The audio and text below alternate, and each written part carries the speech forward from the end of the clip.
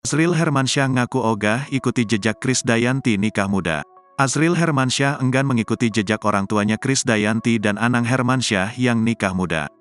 Azril Hermansyah beralasan dirinya masih ingin fokus pada karir dan pengalaman.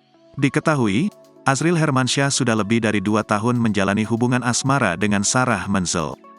Jalinan asmara Azril Hermansyah dan Sarah Menzel terbilang serius, dikarenakan sudah dikenalkan ke keluarga masing-masing. Azril Hermansyah ternyata belum memiliki rencana mengakhiri hubungan asmara mereka ke pelaminan. Masih muda, masih 23 tahun, nanti aja beluman. Kerja dulu cari pengalaman baru nikah, kata Azril Hermansyah.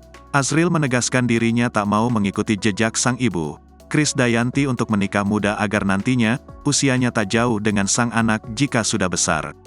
Azril mengaku sudah mendapatkan restu dari keluarga Sarah mengenai hubungan asmara mereka. Akan tetapi, ia masih mau memperbanyak pengalaman hidup lagi. Sementara itu, Sarah Menzel tak mempermasalahkan keinginan kekasihnya, Azril Hermansyah, yang belum berencana menikahi dirinya.